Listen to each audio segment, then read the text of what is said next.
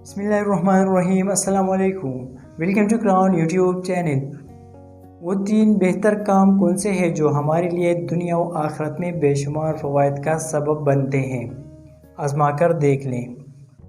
हमारे मज़हब में माशी परेशानी का शिकार मुसीबत ज़दा अफराद, बेघरों, दर बदर या पनाह गज़ीन और बेसहारा अफराद की खैरगिरी करते रहने और इनकी मदद करने की ख़ास ताकीद फरमाई गई है। अलावा आज़ी किसी कार खैर के लिए कोई फ़र्द या ग्रोह कोई अमल सरअंजाम दे रहा हो तो उन्हें अतियात देना भी अहसन अमल है। मज़हबी अक़ायद के मुताबिक सदका व खैरात और अतियात तो बलाओं को टालता है और किसी शख्स की खैरियत व आफ़ियत और सलामती की ज़मानत है। लेकिन माली तौर पर किसी की मदद करने के बेशुमार माशरती, नफ्सियाती और तिब्बी फ़वाइद हैं जिनकी साइंस ने भी तस्दीक की है। सफाई निस्फ ईमान है और तमाम लोगों के लिए सबसे अहम फरीज़ा है, क्योंकि अगर हम अपने आप को पाक व साफ़ रखेंगे तो बीमारियों से महफूज रहेंगे।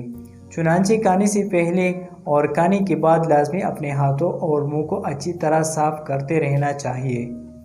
जिस्म की सफाई में वज़ू करना यानी हाथ, मुंह, नाक, कान, चेहरा, दोनों हाथ कहनियों तक और पाँव का धोना लाजमी है।